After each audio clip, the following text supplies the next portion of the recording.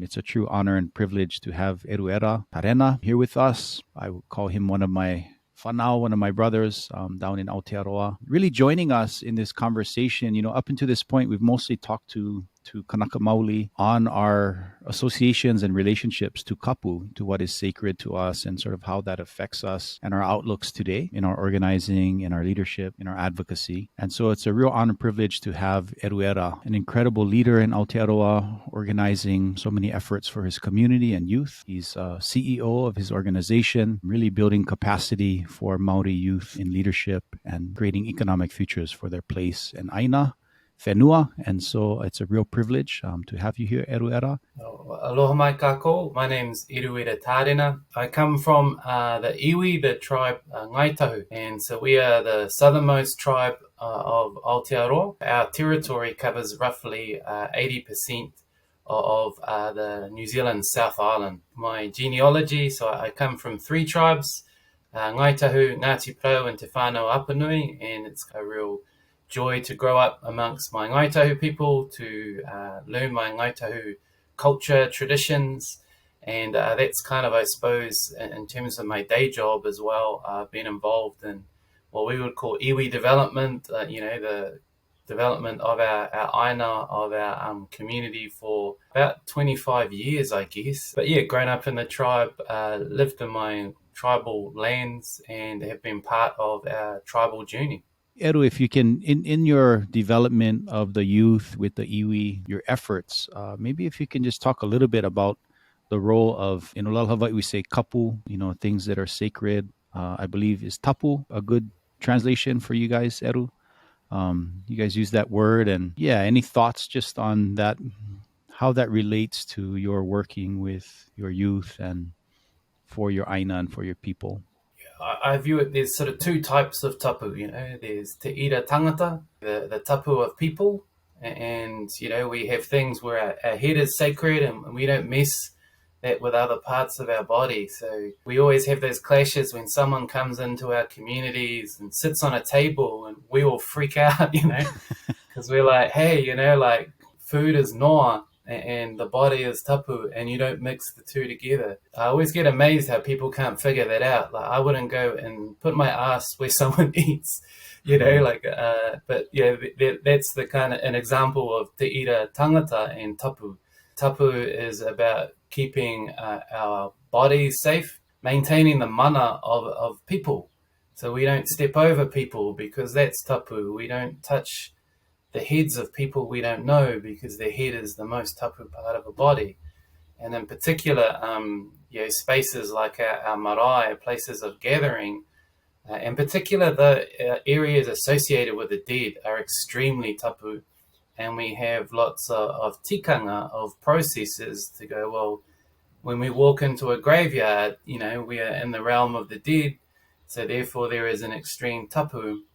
So we have tools and techniques and processes to remove that tapu and to re-emerge into the world of the living, into the world of life. And so I suppose that's one form of tapu. The other form of tapu is really te ira atua, like the domain of the gods. Yeah, that's in particular when we place tapu onto things through karakia, through, I think oli maybe might be something similar, but when you place the tapu of gods onto a space, and really that kind of tapu is about maintaining the mauri, the life essence of an ecosystem. And I think that's something that is kind of associated with the term kaitiakitanga or kaitiaki, which is, guardians, being guardians of our natural environment and guardianship. As an example, we have processes through karakia where you have, say, a rahui. When someone drowns in an area, our people will put a rahui on that, which basically is a prayer to make that space tapu. And it's set aside, it's sacred, and there are restrictions placed on that space or that waterway to allow that to kind of replenish the mauri, because there's been a death. And you put that tapu on so that you can allow that the mauri to replenish, that the taint, I suppose, of that tapu of death to kind of move on. and then you come back and you use karakia to remove that tapu. So for me, when I think of tapu, te ira atua, it's how you can put a tapu of different gods on a space in order to kind of manage those resources. Mm. And I think it's in some ways a tool. Just as I said with ira tangata, tapu is a tool to maintain order, to maintain the well-being and the mana of people. And when it comes to ira atua, tapu is a tool to maintain the mauri, the life essence, the vitality of an ecosystem. That's amazing. I can see so many similarities to kind of what we've already discussed with other members of this series around kapu and its relationships governing people and place and these interactions between natural systems or the akua and our body's relationships to those spaces. In Hawaii, sometimes people struggle with kapu, and there's so many different moral compasses in the contemporary society. In Aotearoa, in your work, is there any conflicts with tapu? Is it given the modern world and context, and in your work in working with the youth and helping them to be incredibly successful in today's world and society? Yeah, is there any sort of reconciliations between kapu and the contemporary, or any struggles there? I'd say yes, and I'd say probably too the generational differences. My mara, the older generations, it's kind of mixed. Where probably with our elders, we connected quite well. Where we sort of struggle sometimes is where you have the influence of Christianity, and we have to remember that for many generations, our people have experienced the trauma of language loss, of cultural loss. And so we've, as an iwi, as a tribe, we've put a lot of energy into reclaiming our language, which eventually leads to reclaiming our cultural traditions. And that's been quite confronting for some of our older generations, where we are, in essence, resurrecting karakia. But then we can have some that, we have hybrid traditions or hybrid religions, even. It is a curious mix of Christianity and our traditional concepts. And so sometimes these clash because, the younger generation are ironically far more traditional Mm. and sort of shirk from, you know, following Christianity and using Christian prayer, which again, I would not even use the word karakia. They're inui, so it's like begging or a request. Mm. That you are trying to talk directly to the deity, whereas karakia are more about sort of reliving and reshaping the sort of natural and spiritual environment. Mm. It's an incantation, so they're very different tikanga. Mm. And again, if you're talking about tapu, that comes into the realm of karakia, addressing those gods and all of the rituals that go with that. And so I suppose my point would be, that we have generational differences where sometimes our older generations have found that quite confronting to see young people doing quite theatrical Mm. rituals that are really engaging with tapu, as opposed to seeking the blessing of a Christianity. I'd say that we've kind of pushed through that, where for many they just accept that, okay, well, that's not my experience growing up as an elder. They didn't see that and during their lifetimes, and but largely they've accepted that, well, the young people want to engage in our older traditions, and that's what we want to carry. So we still have, I would say, like the hangover of Christianity, Mhm. but in terms of that trajectory, the youth, our leaders of tomorrow and today, are very much focused on the traditional approaches, and so am I. Wow, mahalo for sharing, Eruera. That's, you can see. I imagine, similarly to us, that process of reasserting our mo'omeheu, our ancestral worldview, reasserting our connections to aloha aina and place, and thinking about our relationships to land as kin, as familial, is sort of a departure from, the kind of Christian conception that man in particular is born to rule and steward, over all the earth, and kind of mixes up that ancestral, worldview and connection to place. That's amazing that you folks have worked through that, and that younger generation is asserting it, and there's sort of that acceptance. For some people, they may think, oh, kapu, that's like a thing in the past, and it's not really relevant for today. So what would you say, Eru? Like, is kapu important, tapu important in your life and your development? Has it helped you to achieve the things that you have, maybe build strength and kind of give you that drive, that commitment to holomua?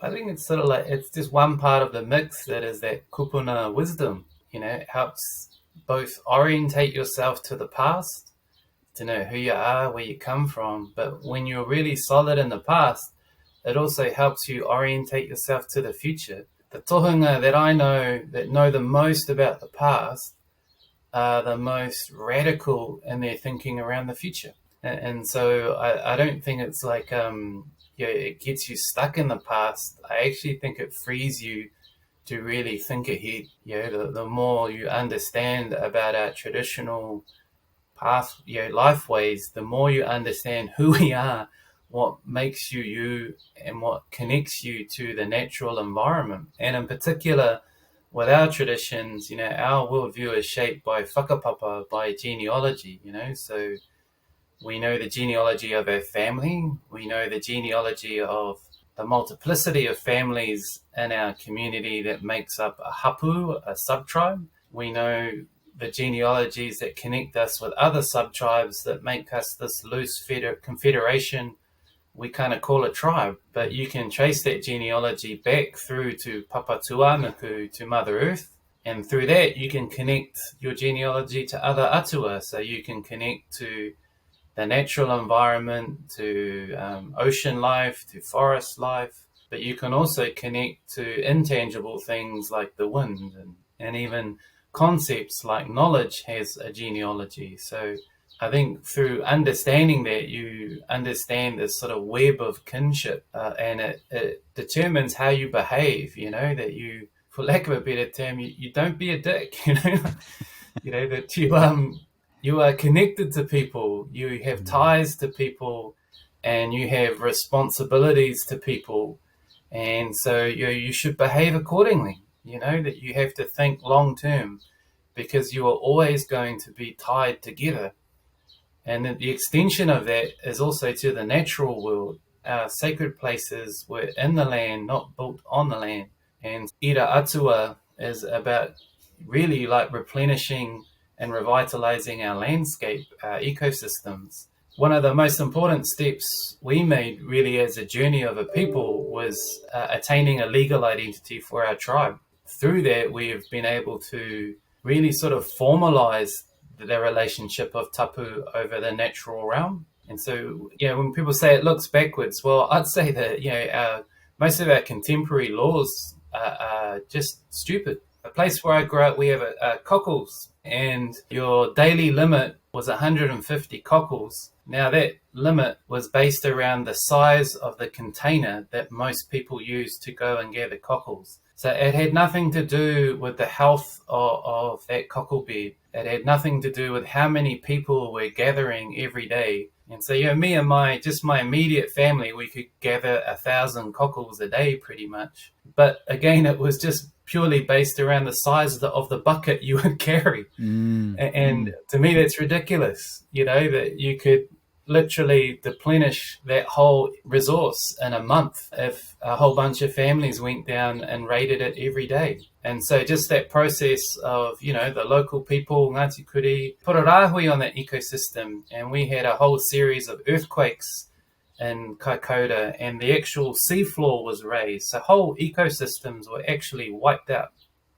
Oh. But they've used rāhui to just say stop.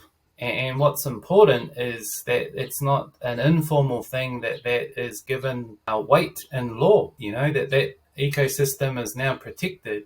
And again, that concept of kapu, of putting that kapu onto the land is so that it can replenish. And I think that's just an important tikanga, a process or protocol, because so much of management today is just trying to manage the extraction of a resource.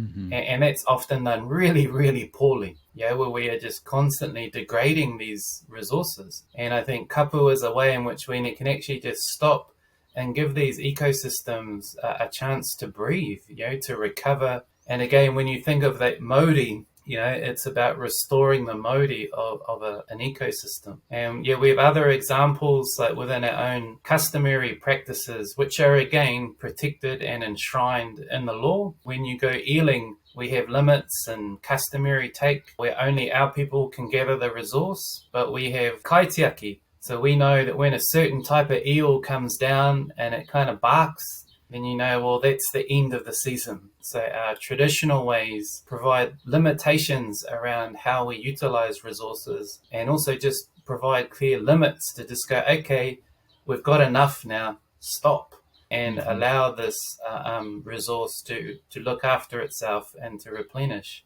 And Mm-hmm. that also extends when we think of jade or greenstone. When we had a legal identity as a community, we also had legal ownership of certain resources vested in us as a community. And I think that has been really critical, because before, something precious like your greenstone is very valuable, and you had quotas that were, licenses that were sold. People were harvesting the resource, but they were doing so in a very unsustainable way. And you had black market, you had poaching. And so once it was vested back into our community, the local people took ownership of that resource. And through the law, they could control how it was managed and utilized. And I think that's been really critical in making long-term decisions, because something like the Pounamu, it comes from a vein in our mountains and spends 5 or 10,000 years rolling around our rivers, and eventually turns up as a beautiful gem on our beaches. And when people are being greedy, they are taking Pounamu from the mountains, they are denying that river the opportunity to work that Pounamu over thousands and thousands of years. So that kind of stewardship, when you deplete the resource at its source, we won't be seeing any of those gems for the next 5 to 10,000 years. That's that long-term view that, again, Western views and approaches to management haven't been able to factor in. It's all around how do we extract the most of this resource in the now, whereas kapu is about how do we replenish the modi of this resource and manage it for the long-term view, for the multiple generational horizon, which I think is the key difference. Yeah, that's amazing insight and so pertinent to some of the things that we see happening, here in Hawaii. And, that disconnect or disassociation with kapu, with something that enables us again to recognize our relationships to that resource. It's not one of domination, but in fact, we're the younger sibling. We're the one that's supposed to care for these resources and natural systems so that they can thrive and feed us and have that reciprocal relationship. It's so relevant, I mean, that kind of extractive capitalist model of looking at natural resources just as potential ways to derive and generate profit, not seeing them as part of a living ecosystem itself, right, that needs to develop, and that we've lived in, on islands at least, in relative harmony, for centuries, in ways that I guess we would say are or were sustainable. So I think that's so important, and to think about how relevant kapu is for us to restore, like you said, that mauli. We use that word too, mauli ola, the life force behind what makes things ola and thrive and survive. Thank you so much for enlightening us with your insights and traditions, because I think it's so relevant for us here in Hawaii today. Wow. Yeah. So I, that's most of the questions I had, brother. Anything more that you'd like to share or enlighten us with?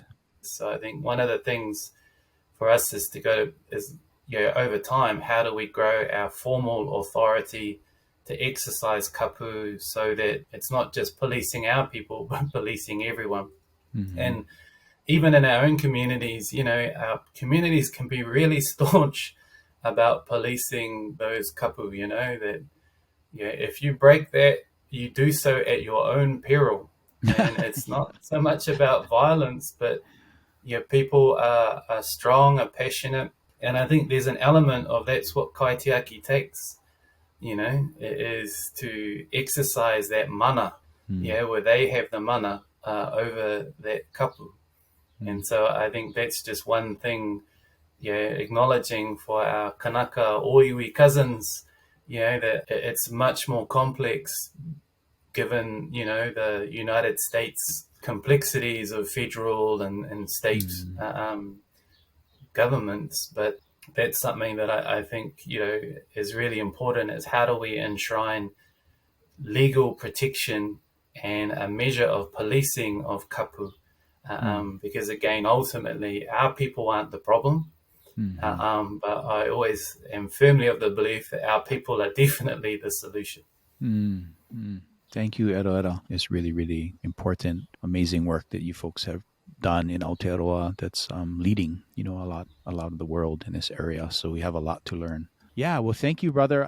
Again, mahalo nui. Such awesome, enlightening manao, and this has just been an awesome conversation today. I can't wait to get down to Aotearoa and be down there in person. So, mahalo nui. Hey, mahalo nui, e hoa.